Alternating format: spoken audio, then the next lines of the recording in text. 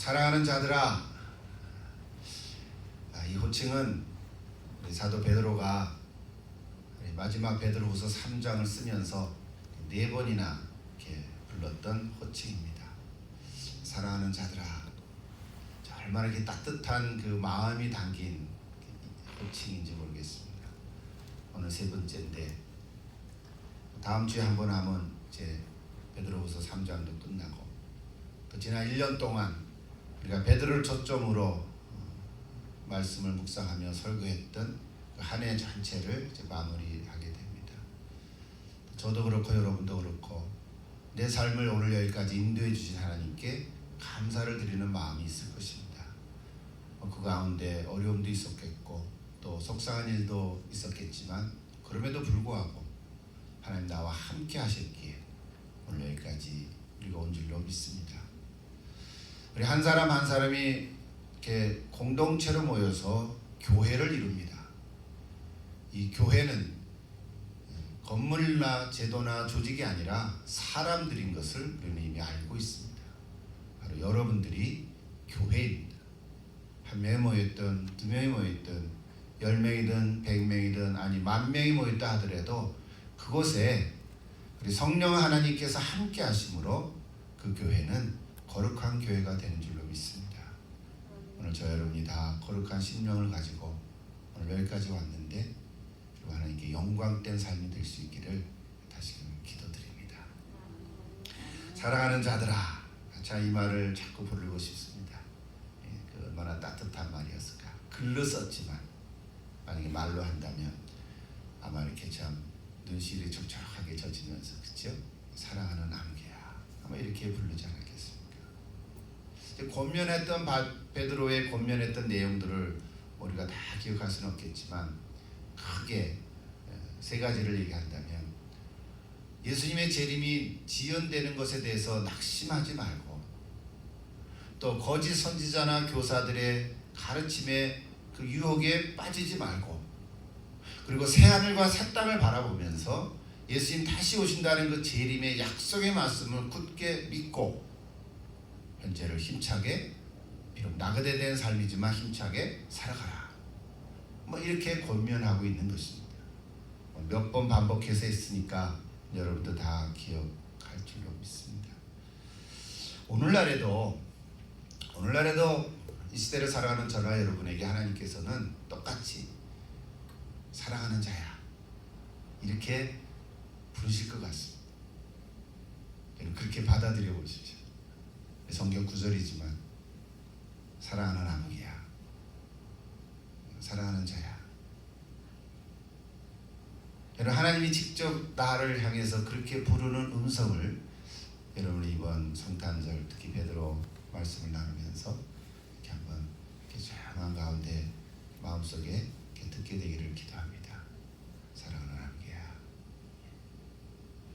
자, 이런 음성을 들은 저희들이 이제 성탄절을 맞아서 한 가지 더 했으면 좋겠다 하는 적용 묵상을 했습니다. 여러분이 알고 있는 사람 중에 한 사람을 한번 떠올려 보십시오. 그 사람이 자녀일 수도 있고 배우자일 수도 있고 가까이 있는 사람 말고 멀리 떨어져 있는 사람일 수도 있고 또는 친구일 수도 있고 또는 좀 아는 사람일 수도 있고 어떤 사람이든지 한 명을 한번 떠올려 보십시오. 2명이면 안 됩니까? 2명도 괜찮죠. 그래서 그 사람에게 사랑하는 자야, 사랑하는 형제여, 사랑하는 자매여 이렇게 부르면서 요즘은 카톡을 보내도 좋고 문자 메시지를 보내도 좋고요. 또는 예쁜 카드에다가 한두 줄 써도 좋고 아니면 직접 손편지로 편지지를 하나 써서 우표도 딱 붙이고 한번 보내보십시오. 요즘 시대에는 편지를 받아보는 게 굉장히 드물지요. 근데 편지를 써서 주소를 쓰고 우표를 붙이고 받아볼 때 그 사람의 마음은 굉장히 설렐 수 있을 것 같아요. 누구야? 카드도 아니고 편지로 왔네. 그래서 여러분, 사랑하는 편지, 사랑의 편지를 이번 주에 한번 보내보시면 어떻겠어요? 그 한 사람에게 저도 생각하고 있는 사람이 있습니다. 그 한 사람에게 사랑의 편지 글을 한번 보내보십시오. 주님께서 함께 하실 줄로 믿습니다. 어떤 내용이든지 내가 받은 그 주님의 사랑을 한번 전해보십시오. 오늘 사도 베드로는 사랑하는 자들아 하면서 여전히 또 권면을 하고 있지요. 오늘 석절밖에 안 되지만 본면의 핵심 단어는 평강이라는 것입니다. 평강이라는 단어가 나오죠. 뭐 평안, 평화, 화평 뭐 다 같은 말들이죠. 우리 한국말로 여러 가지가 있지만 다 peace, 뭐 샬롬 뭐 이런 뜻이라고 볼 수 있어요. 자, 14절 다시 한번 보십시오. 14절.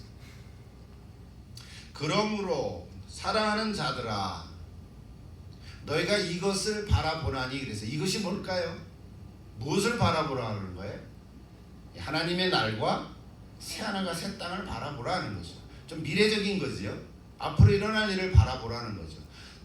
이미 살아온 과거를 뒤돌아보라는 말은 아니죠. 우리가 나이가 들게 되면 자꾸 뒤돌아보기가 쉬워요. 저만 해도 옛날에 이렇게 썼지, 이렇게 했으면 더 좋았지 않았을까? 쓸데없는, 그렇죠? 후회지만 돌이킬 수 없는 것들을 가끔 생각하게 돼요. 그러나 뒤돌아보는 게 아니라 앞을 향해서, 미래를 향해서 하나님의 날, 임하시는 그날 새하늘과 새 땅을 바라보라는 거예요. 여러분들 새하늘과 새 땅을 바라보십시오.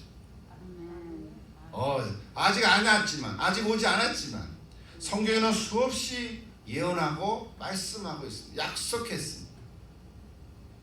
그것을 바라보며 예수님의 재림을 믿고 의심하지 말고 인내하라는 거죠.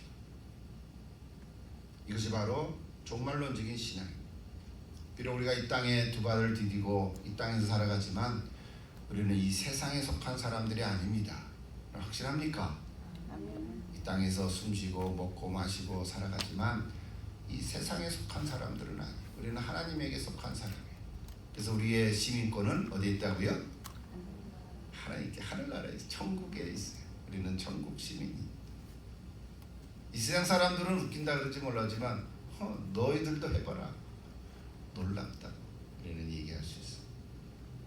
여러분 오늘 이 베드로가 전한 이 소아시아에 흩어진 성도들도 이미 그것을 알고 있어요. 알고 있기 때문에 이제 마지막으로 이렇게 권면하는 것입니다. 그래서 14절 계속 나오죠. 그러므로 사랑하는 자들아 너희가 이것을 바라보나니. 그 다음 뭐라 그랬어요? 같이 한번 읽으십시다.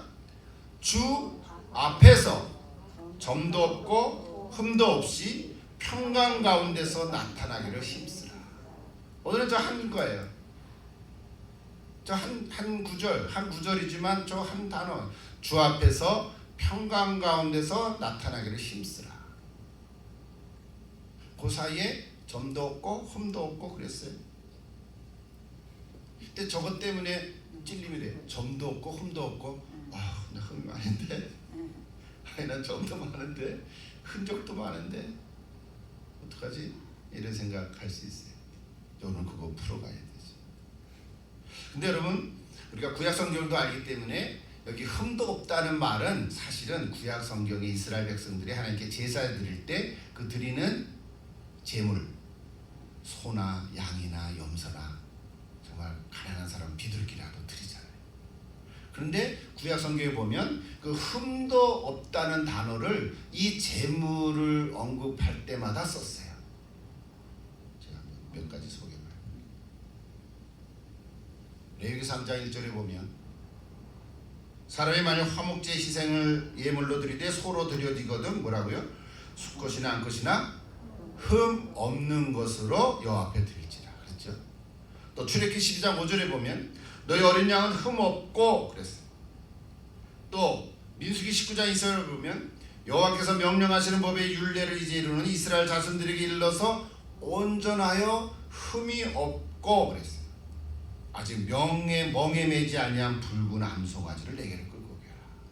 네. 이런 구절을 많이 나오죠. 여러분 희생 제물은 아무 것이나 막 드릴 수가 없다는 거예요. 흠이 없는 걸로 드려야 돼요. 물론 제사 종류에 따라서 제물도 다양하고요. 그러나 몇 가지 기준이 있는데 그 중에 가장 중요한 거 하나가 바로 뭐냐면 흠이 없는 제물로 드려야 된다. 이게 흠이 없다는 말을 찾아보니까요, 저런 뜻이 있어요. 온전하다, 상처가 없다, 과실이 없다, 완전하다. 근데 특별히 여기에 상처가 없다 이런 뜻으로 쓰였겠죠. 짐승이니까. 예를 들어서 양다리가 아주 양이 멋있게 생겼는데 다리 하나가 쩔뚝거려. 그러면 안 된다. 소도 튼실튼실하는데 눈에 멍이 들었어. 그럼 안 된다는 거죠. 여러분, 이렇게 겉으로 보이는 재물들은 이렇게 상처가 있고 없고를 금방 구별할 수 있잖아요, 그죠? 뭐 다리가 하나 뭐 부러졌다든지 그러면 안 되는 거죠. 뭐 먹는 거야 상관이 없겠지만 하나님께 제물로 드리면 안 된다는 거죠. 자, 이게 구약 이스라엘 사람들이 제사 드릴 때 예물인데, 뭐 이거 실제로 흠이 없어야 되지만, 그러나 하나님께서 왜 이런 말씀하셨을까가 더 중요하죠. 그 사실은 짐승 자체를 얘기한 게 아니죠. 뭔 거예요? 하나님과 이스라엘 백성들 사이에 관계를 얘기한 거죠. 너의 마음을 깨끗하게 해라, 그런 거잖아요. 짐승이 대신 죽는 거고 짐승이 대신 드려지는 거지만 너의 마음을 깨끗하게 해서 제사를 드려라, 이제 그 의미잖아요.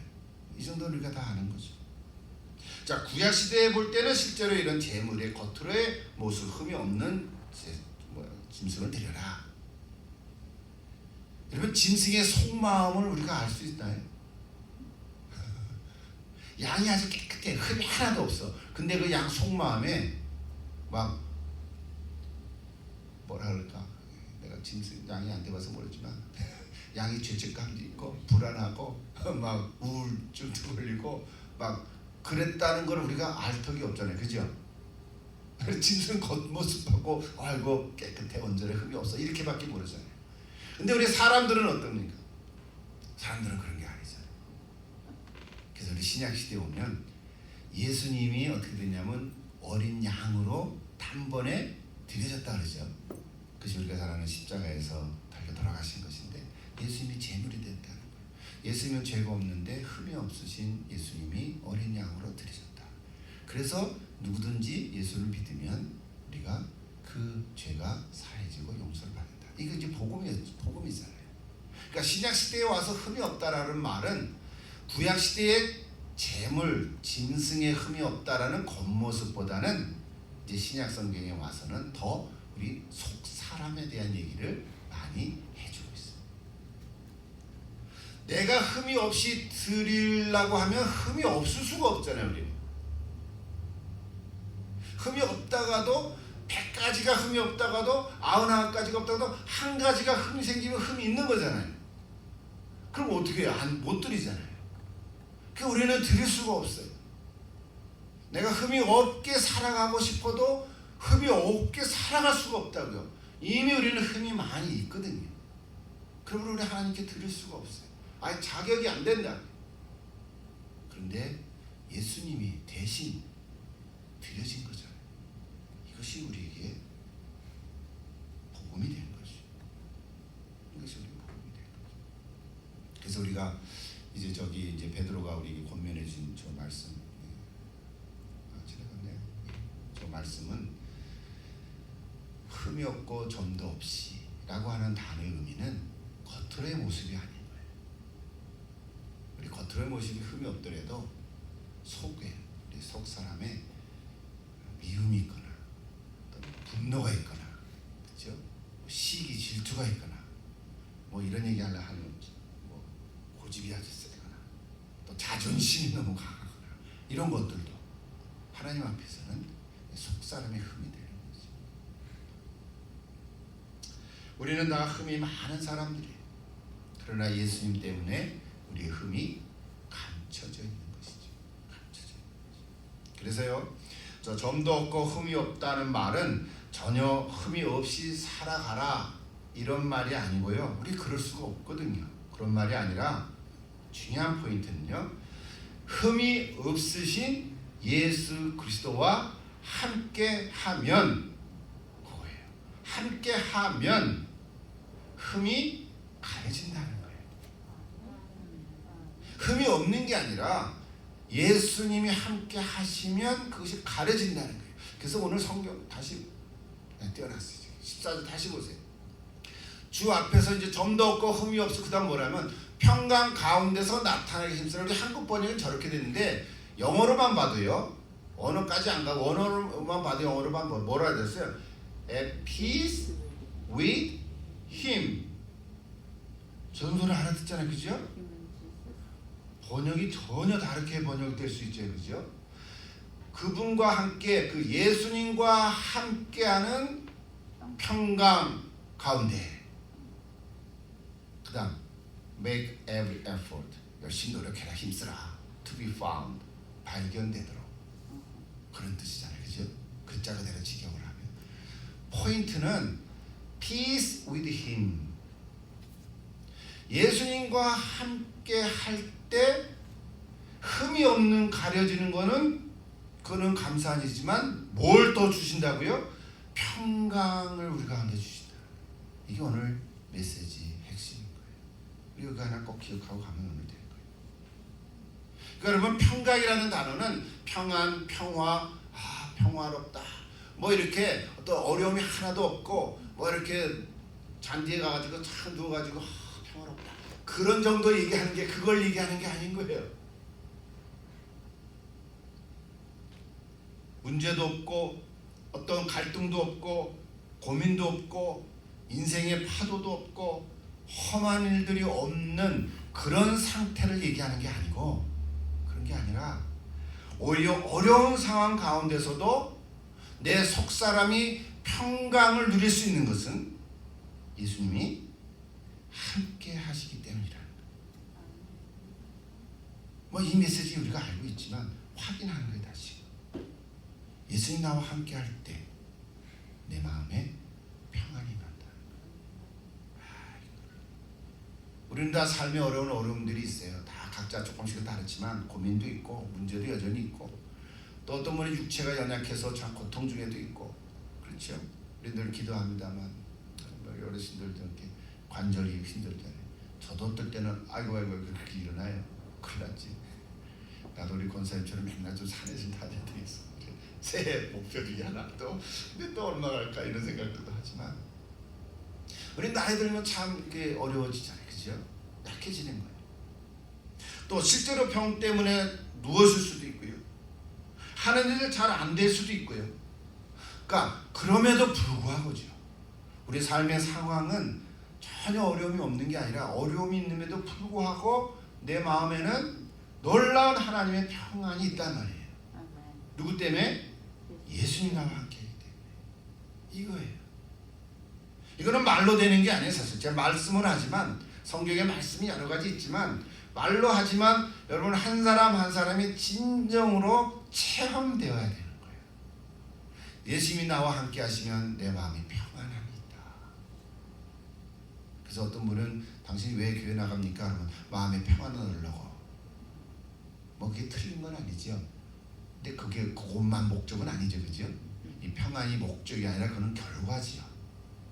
예수 믿는 것은 주님과 내 죄가 사해지고 하나님의 자녀가 되고 관계가 회복이 되고 주님과 함께 살아가고 또 죽은 다음에도 하나님 나라에 가는 그런 선물도 주시고.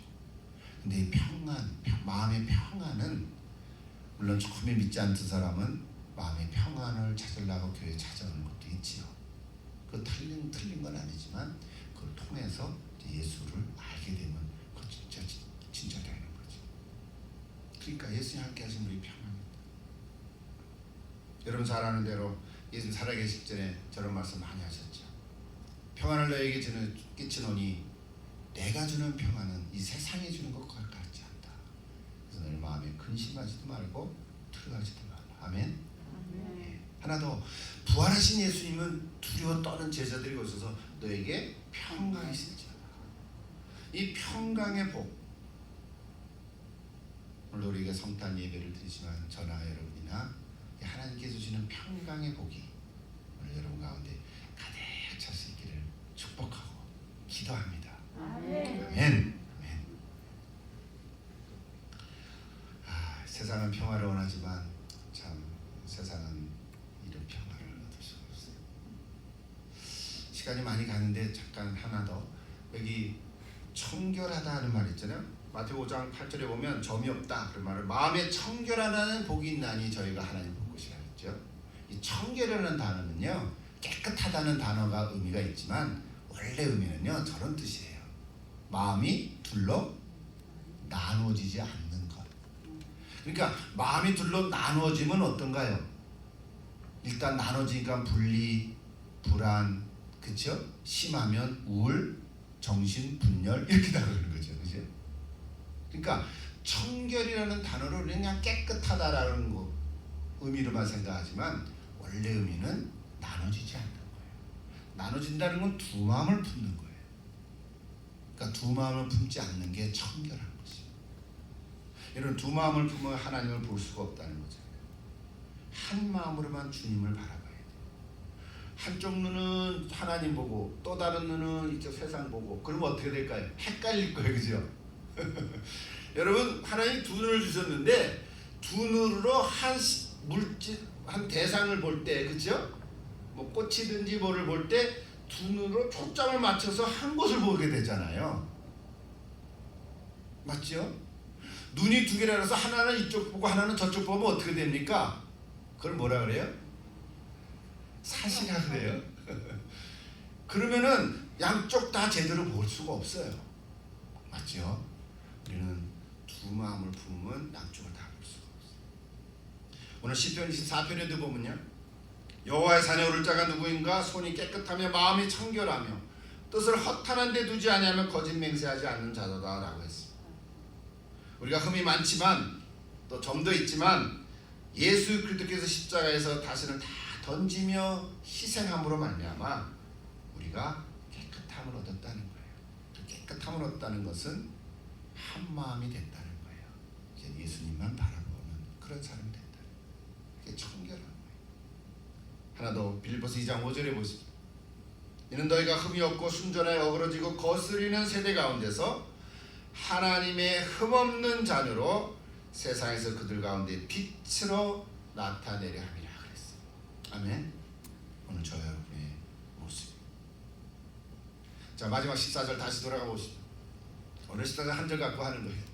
그러므로 사랑하는 자들아 너희가 이것을 바라보나니 주 앞에서 점도 없고 흠도 없이 평강 가운데서 나타나기를 힘쓰라. 자, 평강 가운데서 고발을 지금까지 얘기했죠. At peace with him. 그 다음에 두 가지. 나타나기를 힘쓰라는 게 뭘까? 이게 나타나라는 단어 보니까 발견하다는 뜻이에요. To be found를 했죠. 그러니까 하나님에 의해서 발견되는 거예요. 나타나다라는 말이 그러니까 내가 스스로 나타나는 게 아니라 나타나지는 것이야. 누구에 의해서? 하나님에 의해서 발견되는 거예요. 근데 무엇을 발견되는 거예요? 평안이 있는 것을. 옆에 사람 볼 때 목사님 이렇게 힘든데 늘 이렇게 웃고 평안한 것 같아요. 이게 보여지는 것이요. 우리 권사님 참 어려운 가운데도 늘 이렇게 그래도 마음에 평안함이 있어요. 이렇게 보여지는 것이요. 누구에 의해서? 주님 나와 함께함에 의해서 내가 평안함을 보여지는 거예요. 아멘. 그러면 여러분 예수 믿는 우리들은 저 힘들고 어렵더라도요 늘 평안함으로 드러나지기를 바랍니다. 뭐 항상 그럴 수 없을 수는 있지만 그래도 자꾸 빨리빨리 돌아옵니다. 또 하나 힘쓰다라는 말도 저기 있었죠. 힘쓰다 뭐라고 썼어요? 이럴까 저럴까 망설이다가 온 힘을 다하지 못하게 되지 않는 것. 반대를 얘기하는 거죠. 힘을 쓰다는 것은 집중해야 힘을 쓸 수 있는데 이렇게 할까 저렇게 할까 하면 힘을 못 쓰게 되는 거죠. 그렇죠? 집중이 안 되는 거죠. 이 손에 안 잡힌다. 여러분 우리가 흔히 그런 말 하잖아요.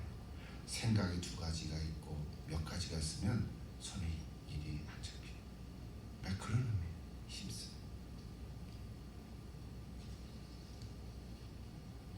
그리고 야고보서 1장 8절 보십시오. 두 마음을 품으면 정함이 없다 그랬어요. 또 마가복음 1장 6절에 보면 하나님께 지혜를 구하되 믿음으로 구하고 의심하지 말라. 의심하는 자는 마치 바람에 밀려 요동하는 바닷물 같다 그랬어요. 여러분 그러면 평강은요 두 마음을 품지 않고 오직 한 마음으로 예수 그리스도에게 초점을 맞춰가는 거예요. 그러면 평안한 마음, 평강을 잃지 않을 줄로 믿습니다. 아멘. 선물. 한 구절만 더 인용하고 같이 한번 읽어볼까요? 빌립보서 4장 6절. 전 좋아하는 성경 구절 중에 하나라서 그래. 아무것도 염려하지 말고 다만 모든 일에 기도와 간구로 너희 구할 것을 감사함으로 하나님께 아뢰라. 그리하면 모든 지각에 뛰어난 하나님의 평강이 그리스도 예수 안에서 너희 마음과 생각을 지키시리라. 아멘.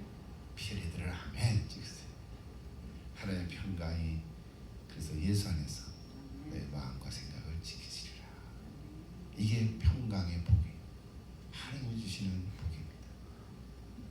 오늘 이런 복이 여러분 가운데 이미 있지만 다시 확인하고 더 충만하시기를 축복합니다.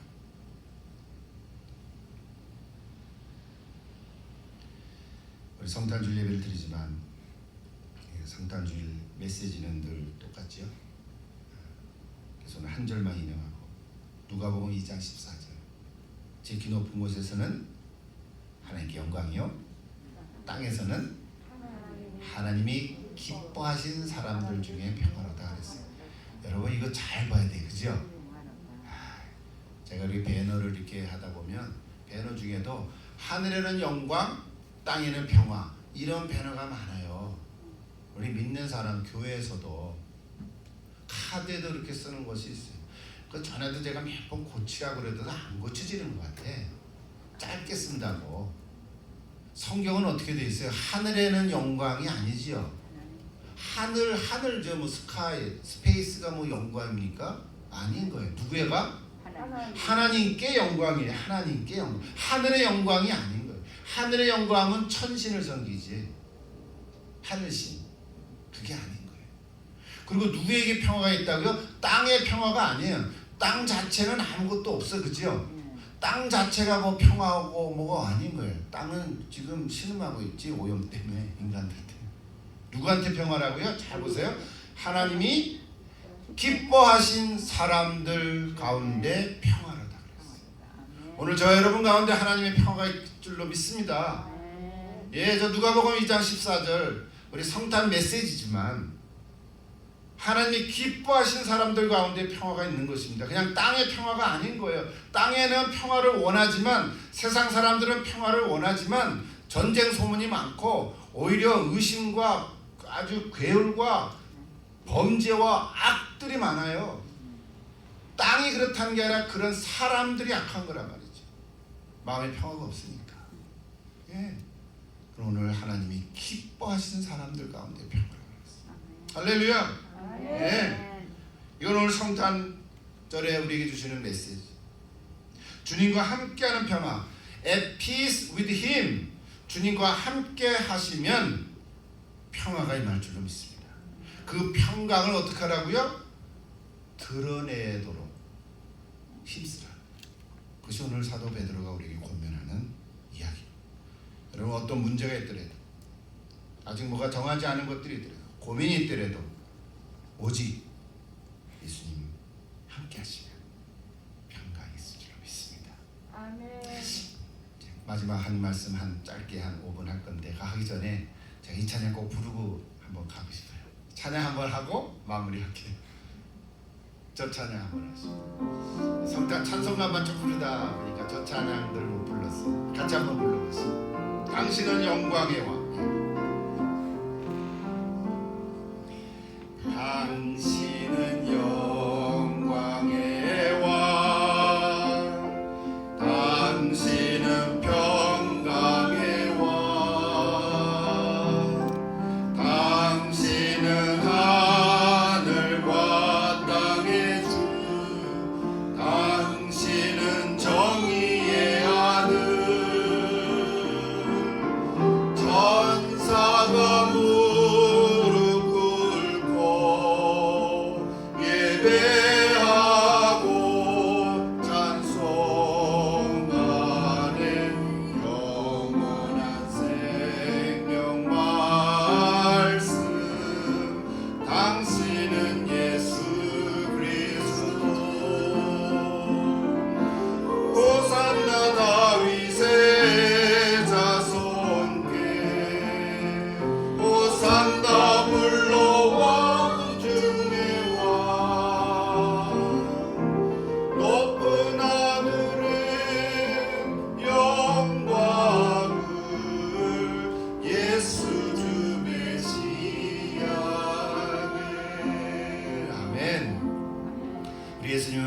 평강의 왕으로 오신 줄로 믿습니다. 아멘. 예, 이제 이번 주 금요일 날 성탄 이브 촛불 예배 드릴 때 그때는 우리 베드로 말씀이 아니고 우리 성탄 메시지로 짧게 같이 제가 준비하고 있습니다. 그 중에 하나가 평강의 왕으로 오신 예수. 오늘 평강에 대한 메시지를 많이 했으니까 그죠? 예, 다른 두 가지도 금요일 날 저녁에 좀 나눌 것입니다. 여러분 성탄 이브 촛불 예배 좀 나오십시오. 친구도 초청하고 애들 특별히 같이 오셔서 귀한 밤 보내시기 바랍니다. 마지막으로 베드로가 우리에게 전해준 말씀 15절 16절 있습니다. 뭐 다 안 읽어도 되겠죠. 또 우리 주여 오래 참으심이 구원이 된 줄로 여기라. 확실하죠? 예, 주여 오래 참으심이 구원이 된 거예요. 이 구절은 이미 지난주에 설교를 한 거예요. 여러분 구절을 보세요. 3장 9절에 주의 약속은 어떤 일이 더디다고 생각하는 것 같이 더딘 것이 아니라 오직 주께서는 너희를 대하여 오래 참으사 아무도 멸망하지 않고 다 회개하게 이르기를 원하시리라. 다 얘기했죠? 아직은 기회가 있어요. 아직은 은혜의 때예요. 하나님이 아직은 문을 열어놓으셨어요. 누구든지 회개하고 예수를 믿고 영접하면 하나님의 자녀가 되는 권세를 주신다고 했습니다. 기억나시죠? 예수님의 재림이 아직 이루어지지 않은 것은 많은 사람들이 회개하고 돌아오기를 바라신다는 거예요. 자, 이 부분에 대한 말씀도 사도 바울도 썼다는 거예요. 지금 베드로하고 바울은 뭐라고 표현했나요? 저기 보니까 형제 바울 그랬어요. 와, 너무 친근 거예요. 사도 바울, 우리는 사도 바울 그러는데 베드로가 사도 바울이라고 말했겠지만 마지막 편지를 쓰면서 형제 바울 그랬어요. 베드로가 나이가 더 많을 거 아니겠어요, 그죠? 바울, 형제 바울. 그래서 바울도 저 얘기를 다 썼다. 재림에 대한 말씀을 다 썼다. 그런데 어떤 사람들은 좀 믿음이 연약하거나 또 뭐라 그랬어요? 굳세지 못한 사람들은 마음대로 해석하다가 멸망하는 일에 빠진다. 이단에 빠진다. 유혹하지 말아라. 이제 그런 말 마지막으로 쓰는 거예요. 그렇죠? 제가 성경 한 구절만 읽고 마칠게요. 데살로니가 전서 4장 13절. 아까 얘기했지만 우리 어제가 우리 장로님 돌아가신 2주년 되는 날인데 따로 우리가 뭐 이렇게 수도 시간이나 이런 예배 갖지 못하지만 저 구절을 통해서 좀 위로와 소망이 있기를 바라면서 또 사도 바울의 말씀이니까 한번 소개하고 마치려고 같이 한번 읽어보십시다. 형제들아, 자는 자들에 관해서는 너희가 알지 못함을 우리가 원하지 아니하노니 이는 소망 없는 다른 이와 같이 슬퍼하지 않게 하려 함이라. 우리가 예수께서 죽으셨다가 다시 살아나심을 믿을진대 이와 같이 예수 안에서 자는 자들도 하나님이 그와 함께 데리고 오시리라. 아멘. 그 다음 우리가 주의 말씀으로 너에게 이것을 말하노니 주께서 강림하실 때까지 우리 살아남아 있는 자도 결단코 앞서지 못하리라. 주께서 호령과 천사장의 소리와 하나님의 나팔 소리로 친히 하늘로부터 강림하시리니 그래도 예수 안에서 죽은 자들이 먼저 일어나고 그 후에 우리 살아남은 자들도 그들과 함께 구름 속으로 끌어올려 공중에서 주를 영접하게 하시리니 그리하여 우리가 항상 주와 있으리라. 그러므로 이런 말로 서로 위로하라. 아멘. 예. 우리 권사님 위로받으시고 또 우리 가족들에게 저 구절을 다시 들려주십시오. 소망을 가지십시오. 분명히 성경 구절에 주 안에서 자는 자들이 먼저 일어나고 만약에 예수님 오신 그날에 내가 살아있다면 나는 죽음 보지 않고 들림을 받을 것이다. 예수님 오시기 전에 내가 먼저 죽으면 나도 주 안에서 자는 자들이니까 예수님 오실 때 우리들이 먼저 부활할 것이다. 확실합니까? 예. 근데 저거 가지고 의심하는 사람들 말이에요. 이상하게 그러지 말라는 거예요. 데살로니가서서 묵상하다가 마지막 구절을 읽고 진짜 끝냈어요. 같이 한번 읽겠습니다. 평강의 하나님이 친히 너희를 온전히 거룩하게 하시고 예수 그리스도께서 강림하실 때에 흠 없게 보존되기를 원하노라. 너희를 부르시는 이는 미쁘시니 그가 또한 이루시리라. 아멘. 오늘 사도 베드로가 베드로후서 3장에서 사랑하는 자들아, 우리 세 번째 석절을 이렇게 나눴는데 핵심은 평강. 주님 함께 하시는 평강입니다. 그것이 다른 옆에 있는 사람들에게 드러내질 수 있도록 힘쓰라. 오늘 저 여러분에게 주시는 권면의 말씀. 기도하십시오. 오늘도 살아계신 아버지 하나님, 이 세상은 평화를 원하지만 참된 평화는 오직 예수님 안에 있는 줄로 믿습니다. 예수님 믿는 저희들인데 그래도 내 삶의 현장에는 어려움이 있고 고민이 있고 문제도 많습니다. 아니 예수 믿음이 이런 거 다 없어져야 되지 않겠나 하는 생각하면서 기도도 하지만 여전히 어려움은 있습니다. 근데 오늘 말씀을 듣고 보니까 그럼에도 불구하고 예수님 나와 함께 하시기에 비록 내가 힘들고 어렵고 몸이 연약하고 병들다 할지라도 내 속마음은 놀라운 하나님의 평안으로 가득 찰 줄로 믿습니다. 아버지 하나님, 내 마음속에 이 놀라운 주의 평안이 가득 찰 수 있도록, 내 마음속에 참된 평화가 있을 수 있도록 성령님의 역사해 주시고 오늘도 나와 함께하여 주시옵소서. 어떤 시험이 닥쳐와도 흔들리지 않게 하시고 놀라운 이 주의 평화를 누리며 살아가는, 그리고 주님 다시 오실 그날을 바라보며 나아가는 저들이 다 되게 하여 주시옵소서. 예수님의 이름으로 기도하옵나이다. 아멘.